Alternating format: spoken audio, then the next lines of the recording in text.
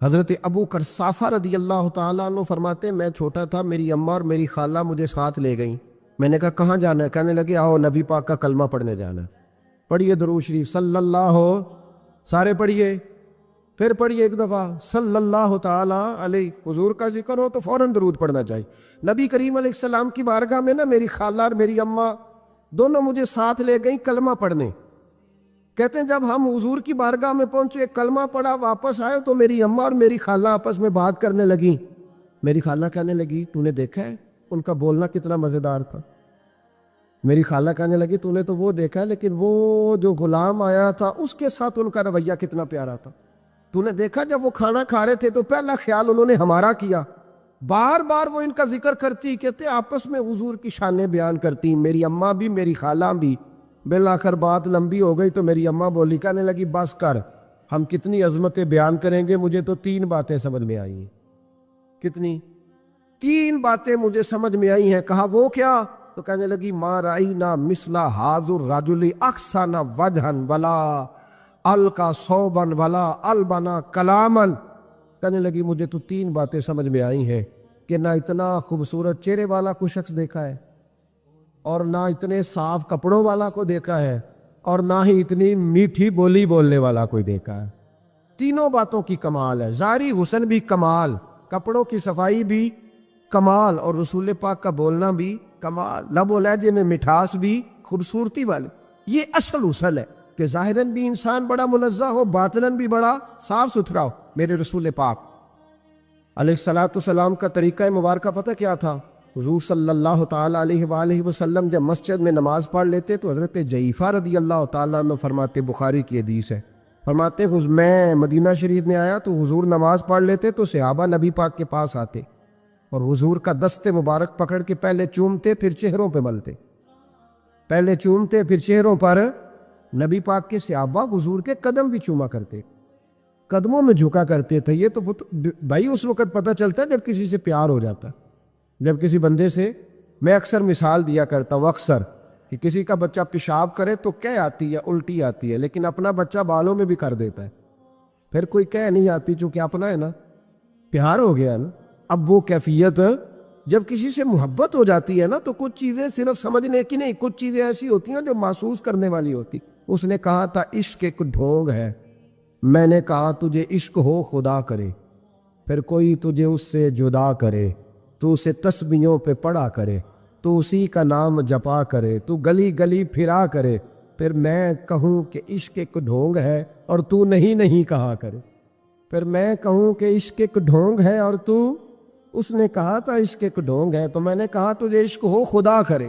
بھائی یاد رکھو جب انسان کو محبت ہوتی ہے تو پھر اس کے انداز بدل جاتے ہیں، اس کے طور طریقے تبدیل ہو جاتے ہیں۔ وہ میں اکثر ایک بات کہا کرتا ہوں، میں کہتا ہوں بچہ باہر سے برگر کھا کے آ جاتا ہے رات کو، اماں کہتی بیٹے روٹی کھا لو، کہنا تو سب گوبھی پکائی میں نہیں کھا رہی، حالانکہ برگر ہے، کھا آیا ہے، دور سے کھا آیا ہے، تو اماں اس کو کہتی ہے پھر میں سویاں نہ بنا دوں تھوڑی سی اپنے بیٹے کو، فٹافٹ چاول نہ تجھے ابال دوں، ساتھ میں باریک دال بنا دیتی ہوں، کہتا نہیں نہیں میری مرضی کا پکاتے نہیں، میں نے نہیں کھانا ایسے۔ اب ابا جو ہے نا، ابا وہ اماں کو سمجھا رہا، کہتا چھڈ پر آپ بھوک لگے گی تھی آپ ہی کھا لے گا، تو نہ ایڈی ٹینشن ہے ایویں پہ تینوں ستاندا ہے۔ اماں کیا کہتی ہے؟ کہتی نہیں مجھے نیند نہیں آ رہی، کہ کھائے گا تو سکون آئے گا۔ اب اس کو آپ لاکھوں دلیلیں دیں کہ سیاںا بیان ہے، بچہ نہیں ہے، 22 سال کا ہے، 24 سال کا، چھوڑ تو کیا کر رہی ہے؟ لیکن اماں کو کوئی سمجھا سکتا؟ کیوں نہیں سمجھا سکتا کہ اسے اپنے بیٹے سے پیار بڑھا، وہ کیا کرے، وہ مجبور ہے، اس کے دل کی کیفیت اس طرح کی ہے کہ کوئی دنیا کی طاقت اسے سمجھا سکتی، سوال ہی نہیں پیدا ہوتا کوئی اسے سمجھا سکے، یہ ممکن کیسے ہو، کیسے سکتا ہے؟ یہ محبت ہے۔ میرے رسول پاک علیہ السلام کے صحابی حضرت جعفہ فرماتے ہیں میں حضور کی بارگاہ میں آیا تو صحابہ کیا کرتے، نبی پاک کا دست مبارک پکڑتے، پہلے چومتے پھر چہرے پہ ملتے، بخاری ہے۔ فرماتے میں نے کہا یہ کیا کر رہے ہیں؟ پھر اچانک میرا بھی دل کیا ذرا کر کے تو دیکھو، کچھ چیزیں چکھنے پہ پتہ لگتا ہے کتنی مزیدار ہے۔ کہتے میں بھی قریب گیا، حضور کے دست مبارک میں نے ہاتھ ڈالا، فرماتے ہاتھ پکڑا ہی تھا کہ نبی پاک کا ہاتھ برف سے بھی زیادہ ٹھنڈا، فرماتے پھر میں نے پکڑ کے چہرے پہ ملا تو کستوری سے زیادہ خوشبو آ رہی تھی دست مبارک، فرماتے اب میرا چھوڑنے کو دل ہی نہیں کر رہا تھا۔ اب میری طبیعت نہیں مان رہی تھی. میرے نبی کریم علیہ السلام اللہ کی دلیل ہیں، ہر پاکیزگی، ہر حسن، ہر کیف اللہ نے اپنے رسول کو عطا فرمایا. دنیا کی جتنی غلاظتیں تھیں جب کوئی حضور کے قریب جاتا تھا تو ساری غلاظتیں دور ہو جاتی. کما ارسلنا فیکم رسولا منکم یتلو علیکم آیاتنا ویزکیکم. اللہ فرماتے ہیں میرے محبوب تم پر میری آیتیں پڑھیں گے اور تمہیں پاک فرما دے گا، تمہاری ساری ناپاکیاں نبی پاک دور کر دے، ہر غلاظت تم سے دور ہٹ جائے.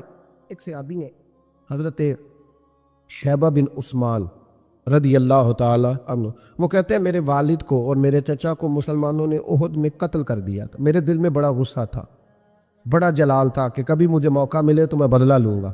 کہتے ہیں فتح مکہ کے بعد نبی پاک علیہ السلام حوازن کی جنگ کے لیے نکلے. مجھے پتہ چلا حضور جا رہے ہیں تو میرے اندر شعلے بھڑک رہے تھے انتقام کے. روز میں منصوبہ بندی کرتا، پلاننگ کرتا کہ کسی طریقے سے میں ان تک پہنچوں گا اور بدلہ لوں گا. کہتے ہیں نبی کریم علیہ السلام نہ حوازن کے لیے پہنچ چکے تھے. فرماتے ہیں میں بھی جنگ میں جا کے شریک ہو گیا اور میں نے طریقہ اس طرح کا اختیار کیا کہ کسی طریقے میں حضور تک پہنچ جاؤں. سمجھ آ رہی ہے میری بات کی؟ نبی کریم علیہ السلام تک کسی طریقے پہنچ جاؤں. فرماتے ہیں لڑتے لڑتے، لڑائی کے دو طریقے ہوتے تھے. کبھی تو ایسے ہوتا تھا کہ ایک دو آدمی مل کے آپس میں لڑتے تھے، پھر گمسان کا رن پڑتا تھا، گھمبیر ہو جاتی تھی جنگ، سمجھ نہیں آتی تھی تیر کہاں سے آیا، نیزہ کہاں سے آیا. فرماتے ہیں جب گمسان کا رن پڑا نا، مجھے موقع مل گیا، میں حضور کے قریب پہنچ گیا.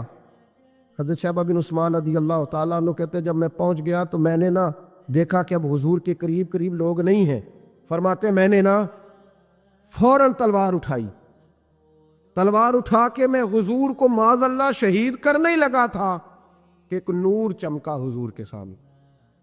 پڑھیے درود صلی اللہ علیہ وسلم. کہتے ہیں ایک نور چمکا، اتنی تیزی تھی اس نور میں کہ میری آنکھیں بند ہو گئی، میرے ہاتھ سے تلوار گر گئی، آنکھیں چندھا گئی میری. فرماتے ہیں تلوار میرے ہاتھ سے چھوٹ گئی. اب جب وہ روشنی مدم ہوئی نا تو میں نے دیکھا نبی پاک سامنے کھڑے مسکرا رہے ہیں. میں نے کر دی، آپ نے سن لی، ذرا دیکھو تو صحیح، جو تلوار لہرائے اسے دیکھ کے بھی کبھی کو مسکرایا ہے. جس نے تلوار ہی لہرا دی، جو شہید کرنے ہی لگا تھا، پہنچ گیا تھا. لیکن یہ اخلاق میرے رسول پاک کا صلی اللہ اعلیٰ حضرت فاضل بریلوی کا ایک شعر میں نے پڑھا. کچھ چیزیں ایسی ہوتی ہیں جو بس نا وہ آتی تو سامنے ہے لیکن وہ اتنا لطف دے جاتی ہیں کہ ٹھنڈا ہو جاتا ہے مزاج. رات کو میں شعر پڑھ رہا تھا اعلیٰ حضرت کا فاضل بریلوی رحمت، اور میں نے شعر پڑھا تو مجھے اچھا لگا سنانا. ایک دوست کو میں نے فون کیا، میں نے کہا یار ذرا شعر تو سن لے.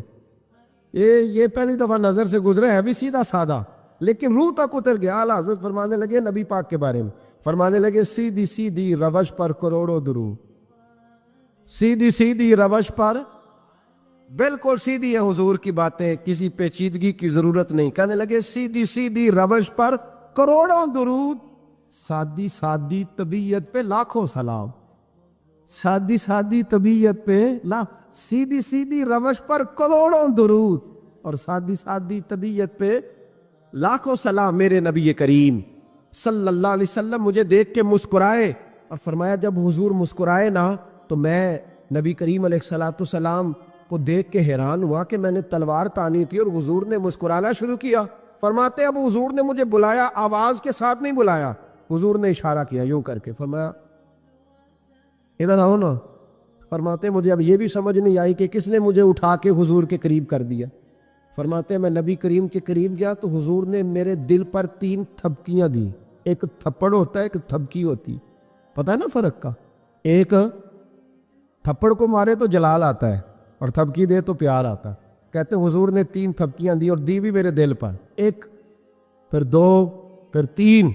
کہتے پہلی تھپکی دی تو میرے اندر سے کفر نکل گئی، دوسری تھپکی دی تو میرے اندر ایمان داخل ہو گیا، اور تیسری تھپکی جب نبی پاک علیہ السلام نے دی تو مجھے ہر چیز سے بڑھ کر رسول اللہ سے پیار ہو گیا، محبت ہو گئی نبی کریم سے. آپ فرماتے ہیں اب حضور نے نا فوراً میرے ہاتھ میں تلوار تھمائی. فرمایا پہلے تو ہمارے خلاف لڑ رہا تھا، تلوار پکڑ، اب ہماری طرف سے لڑ، تلوار پکڑ اور لڑ. آپ فرماتے ہیں میں اتنا لڑا کہ جو حضور کا دشمن سامنے آتا میں گلا کاٹ دیتا، جو آتا میں اس کے ٹکڑے کر دیتا. فرماتے ہیں پہلے میں باپ کا بدلہ لینے آیا تھا، اور اب میرا یہ حال ہے کہ اگر میرا باپ بھی سامنے آئے گا تو میں اس کا بھی گلا کاٹ دوں گا، لیکن حضور کے قریب کسی کو جانے نہیں دوں گا۔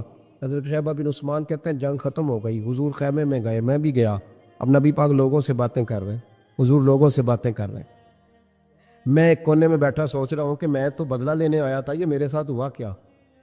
حضور لوگوں سے باتیں کرتے جا رہے ہیں، میں سوچتا جا رہا ہوں کہ میں تو انتقام لینے آیا، یہ کیا معاملہ ہوا؟ کہتے محبوب نے اچانک میری طرف نظر اٹھائی اور فرمانے لگے شیبہ، ایک ارادہ تو نے کیا تھا جو غلط تھا، اور ایک ارادہ میرے رب نے کیا ہے اور تیرے اوپر فضل فرما دیا ہے۔ فرماتے حضور نے اب مجھ سے فرمایا کوئی خواہش ہو تو بتاؤ، مانگ لو کچھ مانگنا ہے تو۔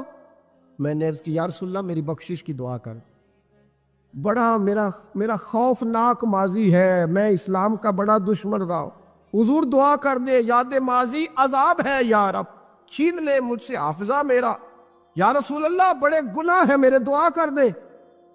کہتے میں نے دعا کے لیے کہا اور حضور پھر دوسرے لوگوں سے باتیں کرنے لگ گئے، کبھی اس سے کبھی اس سے کبھی اس سے۔ میں سوچنے لگا کہ میری بات کا کوئی جواب ہی نہیں آیا۔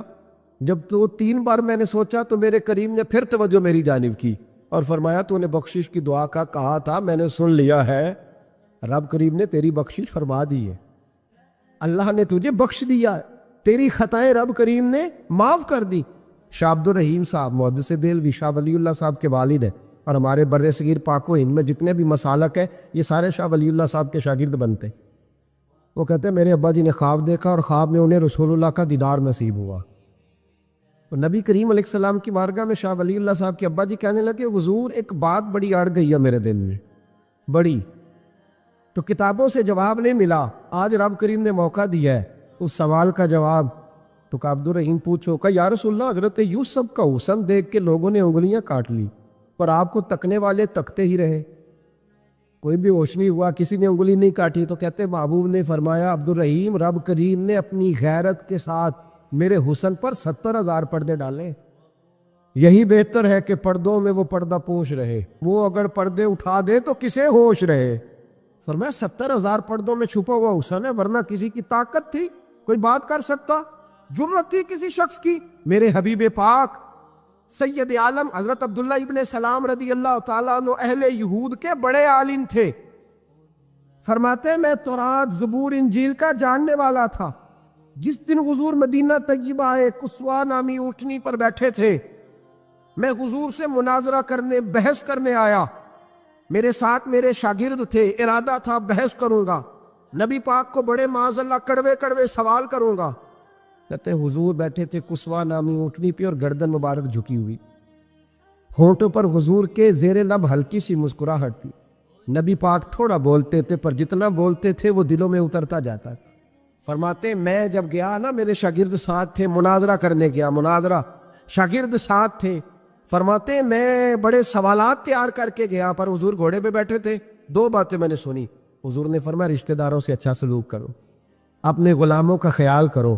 کہتے وہ شاگرد مجھے دھکے دینے لگے، کہنے لگے چل استاد جی آگے ہو، کرو سوال، چلو نا آگے بڑھو نا آگے۔ یہ کئی دفعہ نعرے لگانے والے بھی مروا دیتے ہیں نا، چلو نا چلو آگے چلو، بڑھو آگے، کرو بات، آؤ نا۔ کہتے میں ذرا آگے بڑھا، دھکا دیا انہوں نے، فرماتے میں آگے بڑھا اور میں نے قریب محبوب کے قریب جا کے کہا حضور مجھے کلمہ پڑھا دے، میں مسلمان ہونے آیا ہوں۔ یعنی عام آدمی تو قائل ہو جاتا ہے، عالم اور تورات زبور انجیل کا جاننے والا، حضور کلمہ پڑھائیں۔ کہتے میں واپس آیا نا کلمہ پڑھ کے تو شاگرد کہنے لگے استاد جی آپ تو مناظرہ کرنے آئے تھے، یہ کیا ہوا؟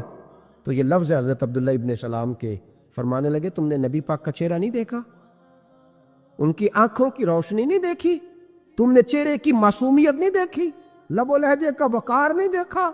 کتنے دنوں کے تھکے ماندے آج وہ مدینے پہنچے پر ان کے لب و لہجے میں کوئی اکتاہٹ، کوئی تھکاوٹ، کوئی لفظوں میں جھول تم نے دیکھا ہے؟ فرمانے لگے جس کا اس طرح کا چہرہ ہوتا ہے وہ جھوٹا نہیں سچا ہوا کرتا ہے۔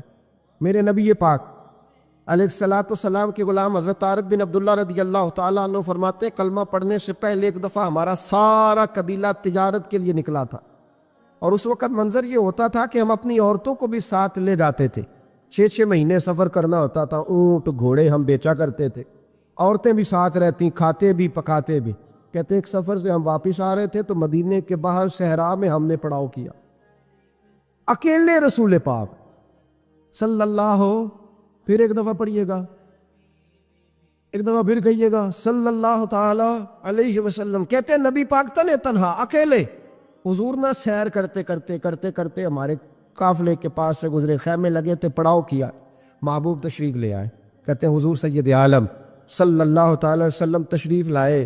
کوئی قبیلے میں سے، قافلے میں سے حضور کو جانتا نہیں تھا. ایک سرخ رنگ کا اونٹ تھا ہمارے سردار کا جو بکنے سے رہ گیا تھا، بڑا خوبصورت. کہتے ہیں نبی پاک کو پسند آ گیا. حضور پوچھنے لگے تم کون ہو؟ کہا جی مسافر ہے. کہاں سے آئے ہو؟ فلاں جگہ سے آئے ہیں. کس لیے آئے ہو؟ ہم تجارت کی غرض سے نکلے. اونٹ بیچو گے؟ بیچنا ہے. کتنے کا؟ سودا طے ہوا. اس نے کہا اتنے لینے، حضور نے کہا اتنے دینے. اب بات طے ہو گئی. کہتے ہیں لگام حضور نے پکڑی اور فرمانے لگے وہ سامنے میرا شہر ہے جس کا نام مدینہ، وہ میرا شہر ہے. میں ابھی مدینے جاتا ہوں، اپنے غلام کو بیچتا ہوں اور تمہیں آ کے نہ قیمت دے جاتا ہے. محبوب گھوڑے کی لگام تھا، اونٹ کی لگام تھا میں، نکیل تھا میں، اونٹ تھا سرخ رنگ کا. حضور لے کے جب نکلے نا، تھوڑا سا چند قدم آگے گئے تو ان میں سے ایک شخص بولا، کہنے لگا سردار اب سیانے لوگ ہیں، سمجھدار ہیں.